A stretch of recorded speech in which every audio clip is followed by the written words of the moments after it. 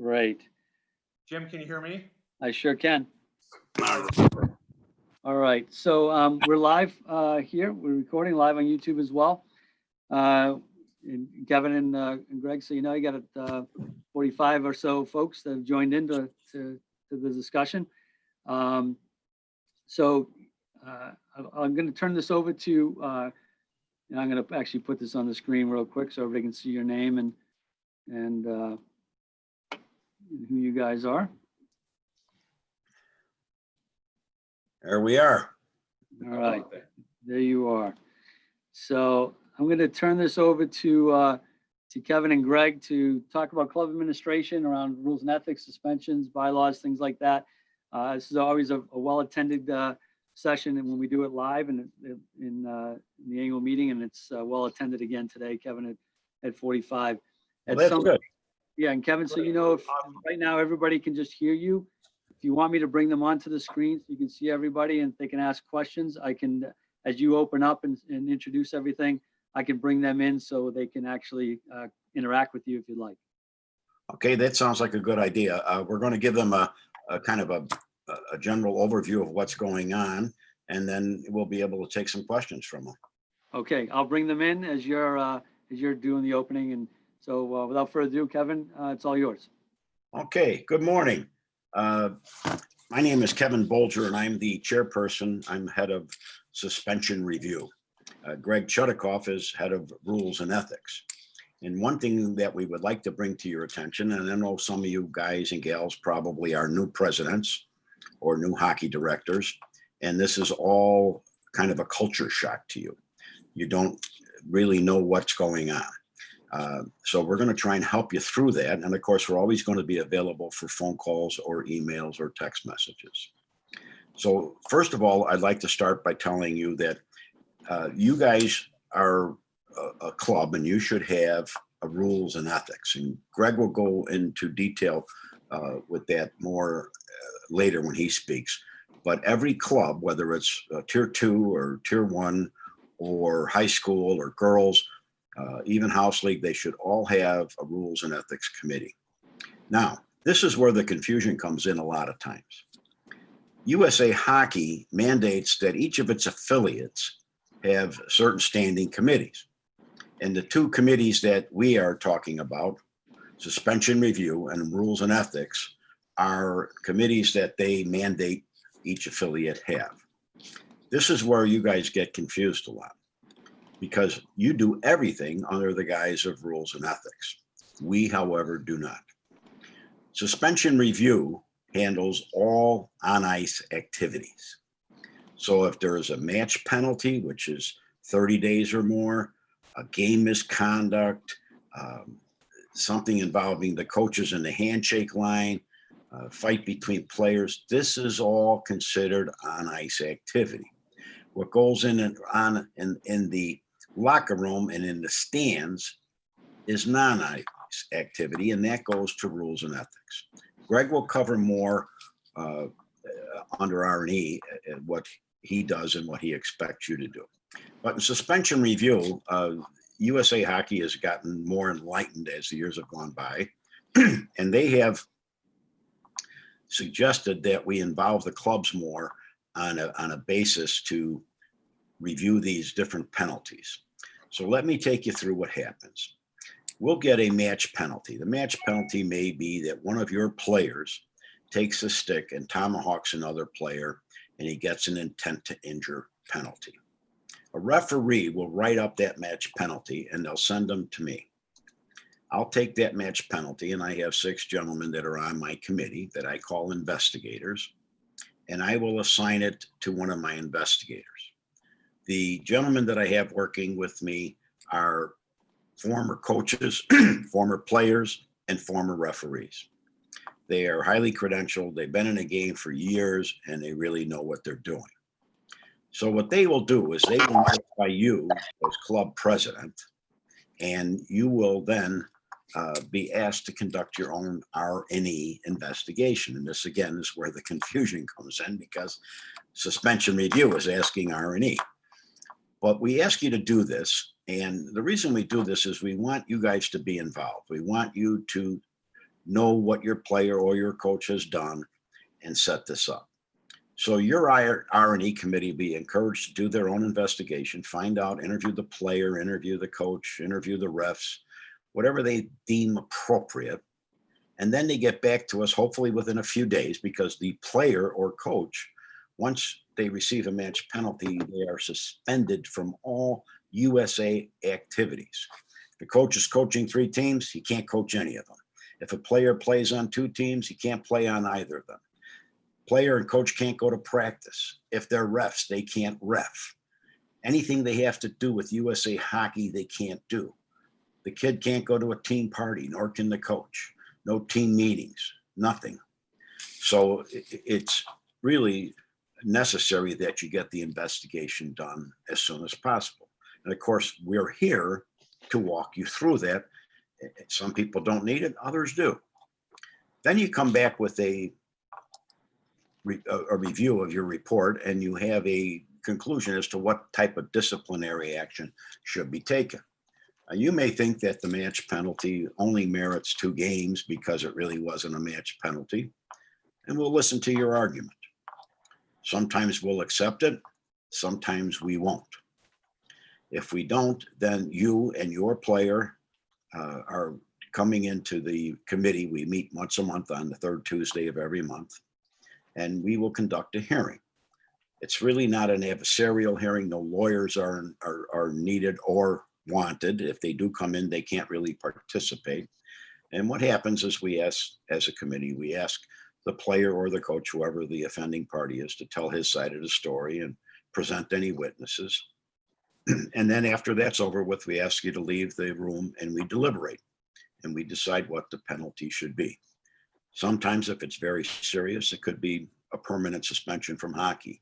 It could be a year or 2 years. Most of the time what we try to do, because we don't want to be the boogeyman, we don't want to take people off the ice unnecessarily, we try to turn this, and we encourage you to do the same thing, turn it into a learning experience, especially with the young coaches and the players. And the reason for this is we want to get them on the ice as soon as possible, and we want to make hockey as safe as possible in the state of Illinois and wherever else we may go. So oftentimes you can avoid a trip to the committee by coming in and telling us, well, this is what we've come up with, and this is why we think this penalty is appropriate. And, probably 80% of the time we accept it. There are certain penalties that maybe are very serious, where the player might strike a ref. That's the only penalty that USA Hockey recommends starts with a 1-year suspension. If it is certified, which means a referee in chief reviews it and determines that USA Hockey's jurisdiction over that is appropriate, then we conduct that hearing and we have to have you in. If we decide that this is not merit a 1-year suspension, then the burden is upon us, because we have to then go to USA Hockey and tell them what we did to the player or coach, why we did it, and explain our position. And fortunately, in the 17 years that I've been doing this, I have not had USA Hockey throw it back to me and say, you were too lenient. But again, we want to turn this into a learning experience. Oftentimes people think, and this is another point of contention in the committee, and new presidents, old presidents, hockey directors, coaches don't get this, but they'll call up the head ref, or they'll call up Mike Barrett, or they'll call up Greg Chudikoff, or they'll call up somebody of theirs that's head of coaches or whatever, and say, listen, my player got a game misconduct. It's not a game misconduct. My player got a match penalty. It's not a match penalty. What can you do about it? Well, they can't do anything. A ref, the referee in chief, the president of AI, the chairman of Tier 1, the chairman of Tier 2, none of them can do anything regarding a penalty that's issued in the state of Illinois. The only person that can do that is the person that is the chairperson of suspension and review. Fortunately or unfortunately, that falls on my shoulders. What I suggest you do, if you think that the penalty is way out of whack, I don't want your parents calling. I don't want the coaches calling. I don't want the hockey director calling. You should educate all of your parents, coaches, and hockey director that if there is some problem with a call on the ice, they should refer it to the club president. Then the club president should determine whether they agree or disagree with the person. And then the club president, and only the club president, should contact me, and I will take the necessary actions to review it. Sometimes in the heat of the action, the ref makes the wrong call. They're not going to change it on the ice. They're not going to listen to your coach or your player or you. But when I call them in a non-adversarial manner and I say, hey, ref, what about this call? Sometimes they'll say, yeah, it was the right call. Other times they'll turn around and say, Kev, I blew it. It's not a 3-game call. It's more like a 1 game, or it should have been a 5-minute. And if they do that, then we'll reverse it.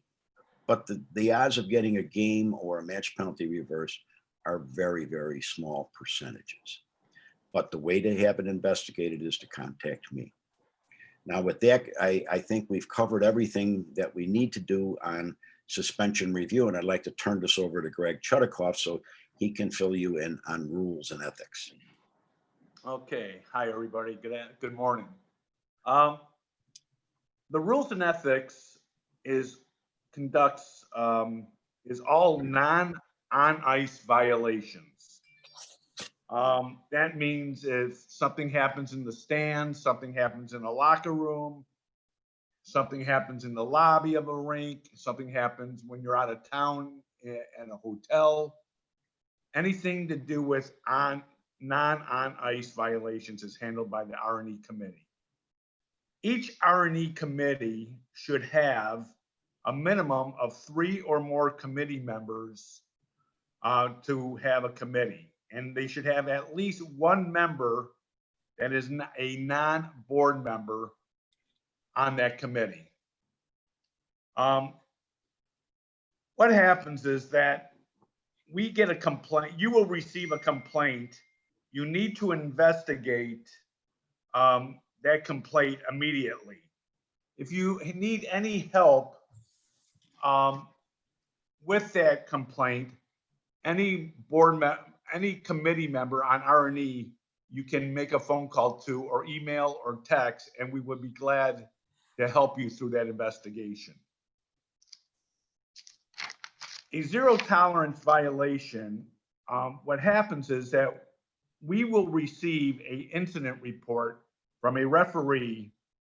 Once we receive that incident report, we will send a copy of the incident report along with a letter advising the president of the club that they have 5 days to investigate and send back your findings. A zero tolerance violation, we put guidelines where it is a minimum of 3 games for a violation. Now, if it's a board member, if it's an on-ice, off-ice official, we believe that it should be more than 3 games, and it should be a minimum of maybe 5 games. That's up to the club also. If there is a violation, the minimum is what we suggest. If the club wants to give more or do anything other than what we suggest, your clubs can do that.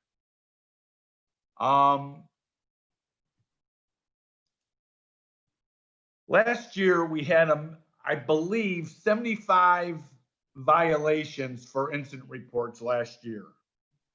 One of the things that we will do is we can help the clubs by downloading how to conduct the investigation, and we'll put that on the AHI website. Oh, I gotta start my video. My video not going? No, you're on. Your video's I working. am? Okay. You're on now, All right. Greg. Yep. Okay, I didn't know. I'm sorry. Another thing, if there is a safe sport violation comes into your club, you'll need to call John Dunn, who is the safe sport coordinator, immediately. Tomorrow there is a 10:30 update on screening and safe sport tomorrow morning at 10:30. Any questions? I think that's all I really have. on how R&E works. Oh, one thing that we were going to talk about too is alcohol Yeah. fueling the fire in the stands. Yeah, well, some of the things I think that happens in a lot of these rinks today, and I think that all clubs, most private rinks have, you know, where you could have liquor, you could buy a beer, you could have wine, or people will bring in you know, venties or whatever they have to into the stands. And I believe that should try to, first of all, there's no alcohol allowed inside the ice rink, inside a playing area.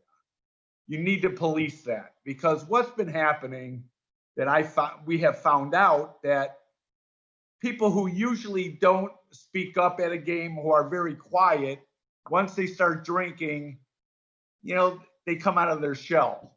And I think that if we could stop some of that from happening, it will probably help the violations in the stands and the zero tolerances go down. That's our belief.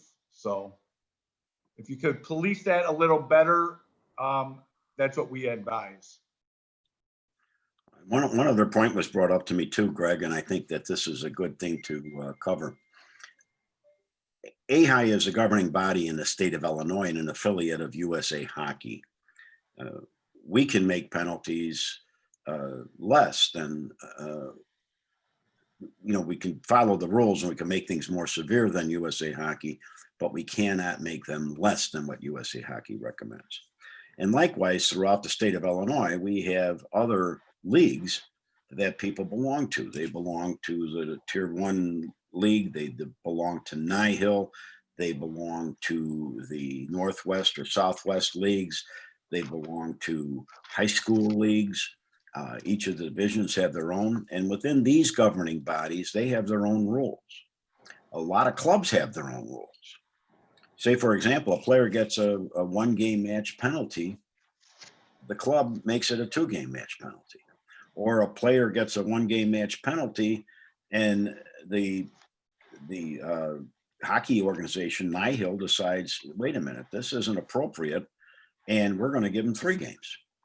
Well, that's their prerogative to do that. Central State, Right. same way. If they want to, if we have a 3-game fighting, Central States may have a rule that if you have a 3-game fighting in Central States, you're going to sit 5 games. And that's the way it goes. And they, you know, generally speaking, most of these organizations do follow what the clubs recommend. And if you as a hockey club itself, say, for example, the Glenview Stars, if the president of the Stars through their R&E committee deems that this player should sit 60 days, then that's what they're going to sit. We may recommend 20 days. But the club has the discretion to do that. They can, if they want, appeal it to the board of AHI. But generally speaking, you're going to find out that most of the organizations, presidents, leagues, pretty much fall in line, and we all kind of agree to the same type of thing. And none of our objectives are strictly punishment. We know we have to punish in some instances, but we really want to educate. We want to make these boys and girls better men and women, better hockey players, more responsible. And that's kind of what the ultimate goal is here. One of the other things too, I've noticed that too, Kevin, that some of these presidents, you know, our minimum is 3 games. On their findings, they come back and they're suspending some parents for 5, 6, 7, 8, 9, or 10 games, depending on the violation and what they hear and what they've done for their investigation. Some of the things also that I've noticed is that there have been certain parents has been having more than 1 violation during a season. And I think that's something that the clubs have to do a better job on, of sitting down with these parents once a violation happens, let them know that if another one happens, that they could get suspended for a longer period or not seeing their kid play for a while. I think those are some of the things that's been happening too, that I have noticed. Yeah. And the other thing with that too is we have some of the organizations One that comes to mind because I see him on the screen is St. Pat's, the high school. They'll have a problem. I'll get a contact from a call from Tom Cotter saying we had an incident the other night. One guy got a game for fighting, but there was another guy that didn't get called on anything, and his name is so-and-so, and we're suspending him for 3 games. You know, they run a tight ship, and, you know, for the most part, they have good results with it. But again, we're not asking everybody to be boogeymen. We have to use common sense here in dealing with these things. We are dealing with kids most of the time, and other than the parents, which sometimes are worse than the kids. But we have to educate as well as punish. We have to keep control over everything. USA Hockey imposes a mandate upon all of us, every single one of us, to make hockey safe in the state of Illinois for everyone, and also for any outside of the state players that we may encounter. And that's our ultimate goal. I think at this point, Jim, we can open it up for questions. Well, we do have one question that came in so far. It's what, and maybe it'll be addressed in a couple spots this week, but what is Arnie doing or looking into doing about cutting down on the tampering and recruiting that is going on in Tier 2? Well, you know, that's an interesting question. We do have something going on right now with Arnie, with an investigation going on recruiting. You know, a lot of times we will get a call for recruiting violations and this and that, but we need proof. We need an email. We need somebody coming forward with the information, not just, I hear this person's recruiting players. Well, we need proof. We need proof from the family that it's happening from, but we're not going to, there's too many people complaining about recruiting and everything, but it really, how much is it really happening, and how many times will somebody come forward and letting us know about it?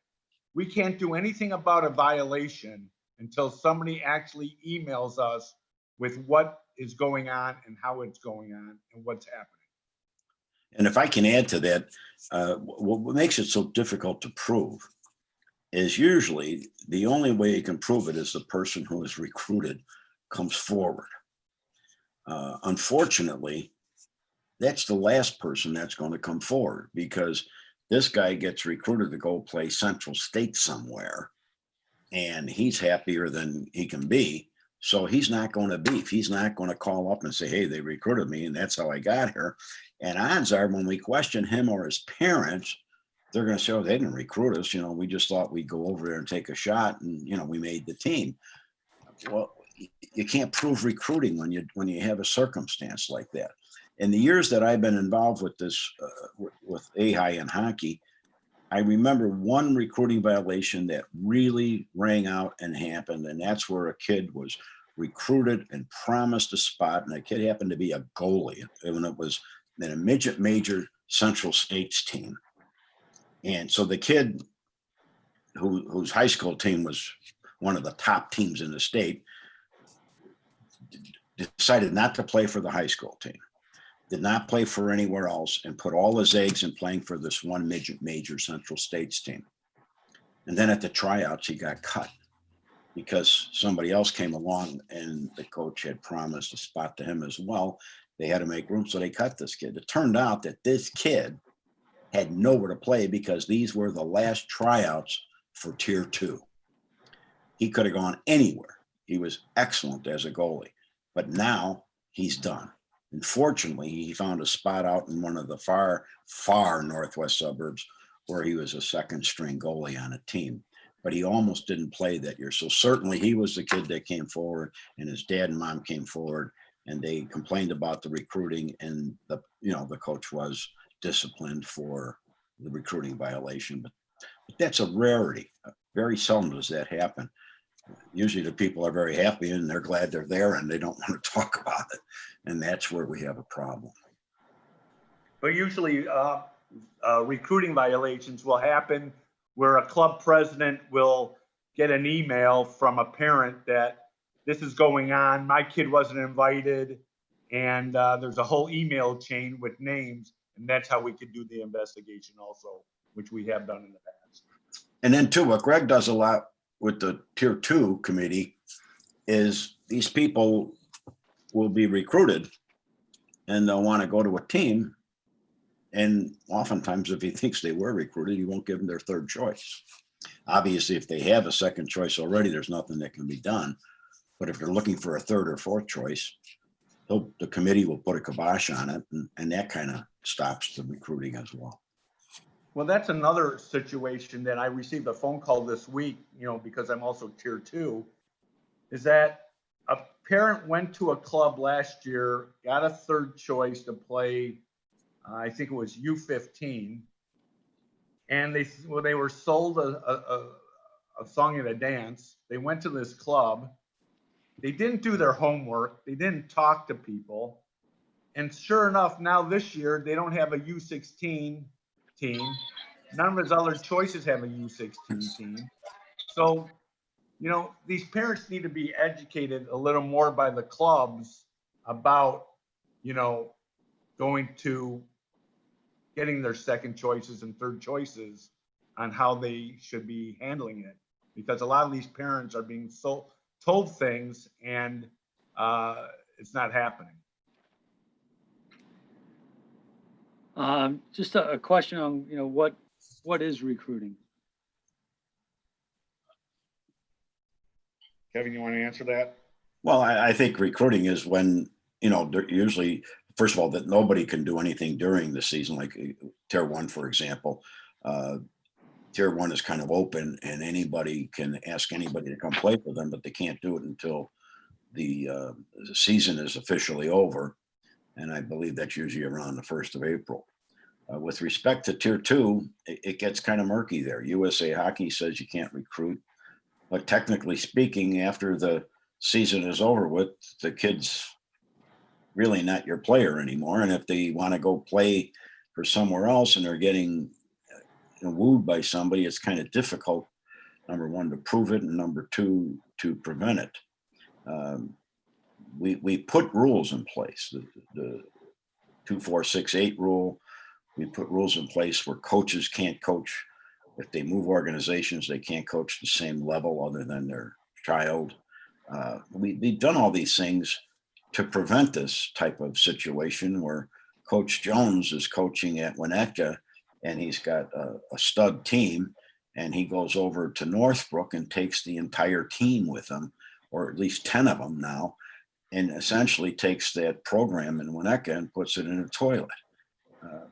We've got measures in place to prevent this. So I think it's kind of difficult, but I mean, recruiting is recruiting. They go to the parents generally and they tell them your kid is really good and they want to get him over here, and I can do this for him and I can do that for him, or come with me. He's one of my better players. I'm leaving this organization. It sucks. I'm going to go over here and I want you guys there too. I mean, that's basically what it is. Proving it is another prong that we have to deal with. Right. And I think to add to that, Kevin, it's, if we look at recruiting from a large perspective, right? If you think about offering certain benefits to one person, but not to everybody, right? Where you Exactly. target a specific player on team A to come over to your team, but you're not offering that to everybody, right? You're focused and targeted on one. And a lot of it has to do with who's doing the asking, right? And because of some of the rules, and we'll talk about this in the youth hockey discussion on Sunday morning as well, around some of the recruiting stuff that we've discussed. But the 2-choice rule plays into that, and part of the challenge that we have is even with that rule, right? If somebody's only used one choice and 4 kids show up at a different club, and they still have a choice available, well, the choice committee doesn't see that because it's not they're using their second choice, which is within the rules. So it's hard from an AI perspective to police all that. And to Kevin and Greg's point, we rely heavily on the clubs and the associations to manage that. And some of it becomes obvious or skeptical, like somebody put into the chat, which is a great question from Sylvain, is 4 kids from one club all end up on the same team at a different club, right? After tryouts are done. And so you got to wonder, how did that happen, right? But again, to Kevin and Greg's point, without proof, it's tough for us to enforce or investigate. And the ones that we do get, we do, just like we do with any other complaint. We handle that. One thing, Kevin and Greg, and you may have mentioned this earlier, and if I missed it, I'm sorry. There's associations have rules and ethics and have their processes. Leagues have their own as well. And then there's the AHI process. Kind of talk about those three a little bit. You discussed the club a little bit. What about from a league perspective? How do we interact with them? Leagues, oftentimes, what comes to mind to me a lot is Nihil, Central State, and high school. Those leagues all have their own independent R&E. And like I said earlier, generally speaking, they will be going along with what we do. But you can't be shocked if you're playing in Nihil and we decide that we're going to issue a 15-day suspension to the player. And Nihil says, you know what, we've had problems with this guy in the past, and we're not going to go along with the 15 days. We're giving him 20. They have the absolute right to do that. And then they will bring the offending player in. And when I talk about bringing a player in, or a coach for that matter, but particularly a player, when you're come into our hearing or Central State's hearing or Nihil's hearing, you come in, a player comes in with mom and dad, at least one parent, the coach, and the president of the club. And that's who comes in. And they can bring in any witnesses they want, or assistant coaches, or the R&E director for the club, whatever they deem appropriate. But the persons that have to be there are the offending party, the parents, if it's a player, and the president of the club. Nihil, Central States, Tier 1, all these high schools, all of them have their own, and they all do the same thing, and they'll bring that player in. I remember during high school, when I was with Loyola Academy, we were in, I think it was Metro North, and at that time, any type of game misconduct or above, or if you had multiple minor penalties, sometimes they'd call you in. Sunday mornings over in Northbrook, that's where we were. And you'd be in there and you have to go before that board. And they'd want to know what Loyola was doing about it, and so on and so forth. And oftentimes, and this is another important thing that I forgot to bring up, they do it with game misconducts. Central States, Nihil, high school, you get a game misconduct in high school, you're going before that committee. You get a game misconduct, Central States, they're gonna deal with the game misconducts. At AHI, we only deal with what we call match penalties, or instances under Rule 410 for USA Hockey, which is conduct detrimental to hockey. Maybe a player gets a game misconduct and it should have been a match, and we will investigate that. We'll look at it. Sometimes we do it at the prompting of the club president. Sometimes we do it on our own, and we'll bring that party in and we'll handle it as a match penalty.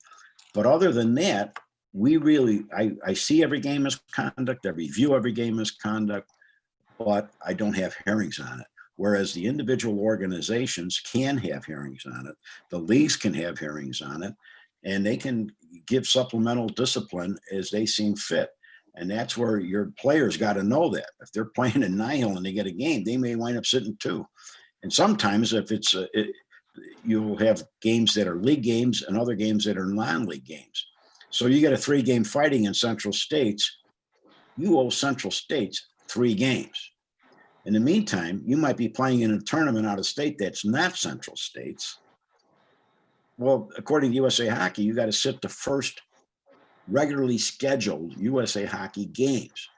So that player is going to sit the 3 games on the tournament, play the 4th game, come back and sit 3 games for Central States. So that player winds up sitting 6 games. And if he's a repeat offender or has a problem with discipline, Central States may give him even more. So these are all things that have to be considered and dealt with. And again, the communication should really be between the president and I. If there's a player on a team that's injured and the president where the coach is up in arms, the parents are up in arms, think it should be a match penalty, they should present that to the president. The president then should call me and see if I think it should be handled under Rule 410. And it keeps it cleaner. We don't have the emotions of mom and dad involved, or sometimes even the coach is too closely involved. So with the president, generally, it's cleaner, it's simpler, and we get the job done. Also, we post a list. The list is supposed to be posted in a conspicuous area in the ice arena. I don't know where that conspicuous area is because, quite frankly, I think out of all the ice arenas I've ever been in, I've only seen it one time. But we do have a suspension list. It's supposed to be posted in the rinks, and it is on the AHI website. And it lists all the parties that are currently suspended for match penalties or 410 penalties. And Greg does the same thing with rules and ethics. So you should be able to see, what happened to the guy that, cross-checked the kid on, Sunday's game. It may show a pending, and then after the hearing date, it'll show what disposition is. And generally speaking, I keep those dispositions up for about 60 days after the penalty, after the suspension is over. So if a guy gets a 3-game suspension, I'll keep it up for 63 days. If he gets a 6-month suspension, it turns out to be 8 months.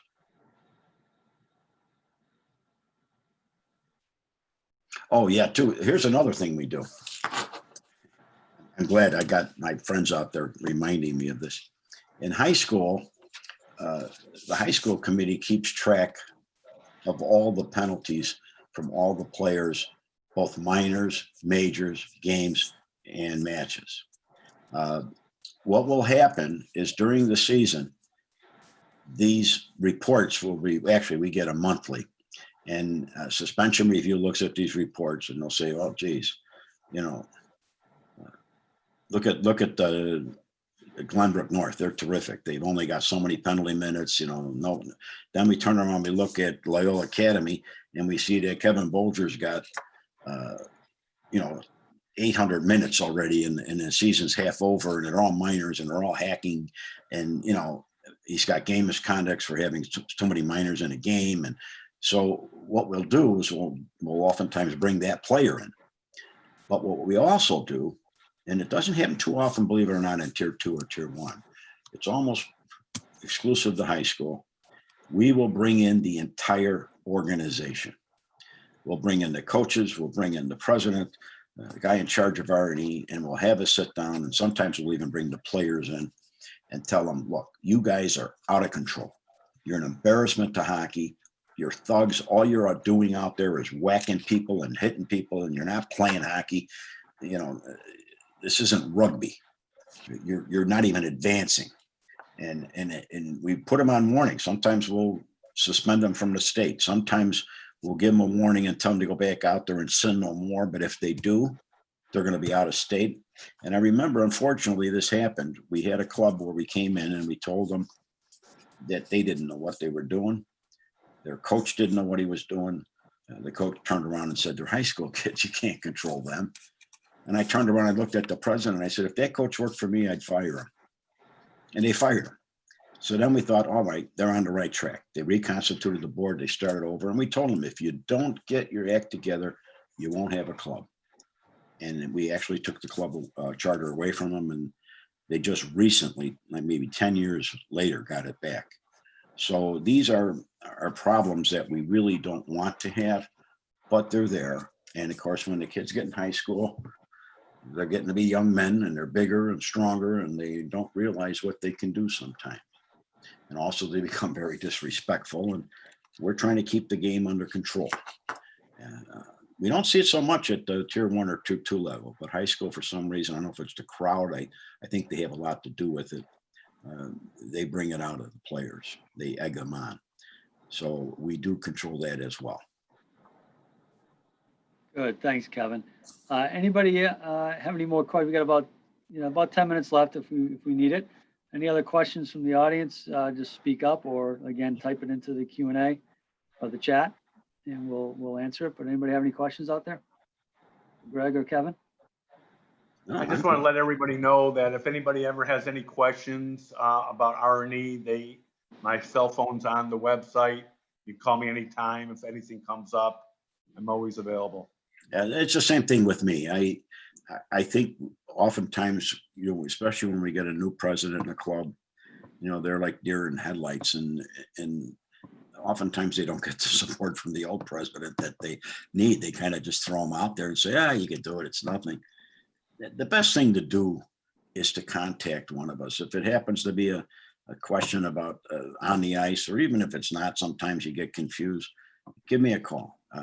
And as far as the AHI board members go, I mean, we're here for you guys and gals. We're here to help you learn to do your job appropriately. If you get that, then our job is easier. So, we don't mind getting phone calls or emails or texts or whatever. And if we can answer your question, or, sometimes I'll get a call and it really has nothing to do with suspension review, but they don't know where it goes. The president doesn't know where to go with them. So I'll say, call Jim Clare. He's the guy to talk to on there, or call, Mike Barrett, or call John Dunn. We steer them in the right direction, but it's better to know. A person once told us they liked our organization because we came to them before we screwed up. So that's probably the best method to take. Come and call. You screw up, and then if you screw up, we're in it together. For the zero tolerances, I think one of the biggest issues is that the stands need to be policed a little better. I know in the high school games, the leagues have these yellow jackets. They need to really settle these parents and these kids down. So, some of these kids are throwing pennies on the ice, they're throwing bottles on the ice. It's the safety that we really are concerned about. And if these clubs could do a better job on policing the stands and watching what's going on and helping the situation, it will help the zero tolerances go down. Right. And again, one thing that we can't stress enough is impress upon your coaches and your players and your parents that if they have any questions, they should bring them to you as the club president or the hockey director. And then that should be, the club president should take that question if they can't answer it, or problem if they can't solve it, and bring it to the AHI board member. We have grown so large in the state of Illinois, it's very difficult. And sometimes, we'll be in between, like myself, I'll be in between court appearances and I'll get a call from some mom that's just hysterical over something, or a dad that's losing it, and, you try to be polite and everything, but they're off in another sector altogether. You don't have that when the club president calls. The club president presents it in a clear and in a cohesive manner, without emotion, and we're able to discuss it and get to the point quickly, and usually get it resolved quickly. So we kind of like the chain of command. It works out better that way, and I think it's faster for all of us too. You get your answers quicker, and then the president, of course, not only can he answer that disgruntled player or parent or coach, but the president can turn around and address the entire club, the entire organization, and maybe put out a lot of little fires that are starting. So keep the chain of command intact, and try and have everybody channel everything through you as club president, and then bring it to us as AHI board members. Great. Thanks, Kevin. Greg, any final questions out there? I want to make sure I get anybody. Going once? Okay. So that end of that is a nice segue into the next session that'll be happening at noon, which is officiating rules and retention. So a lot of the stuff that Greg and Kevin just talked about certainly affects our officials as well, and how we maintain them and keep them and add to them, because they're an important part of our game. We need them, but we don't have a hockey game. So for those on the line, I encourage you to join the next session at noon. It's about 11:47 right now. That'll start in about 8-9 minutes. I'll get that thing rolling. And I want to thank Kevin and Greg for their time today. Thank you. It's our All right, pleasure. Thanks, everyone. All right, bye-bye. Thank you, guys.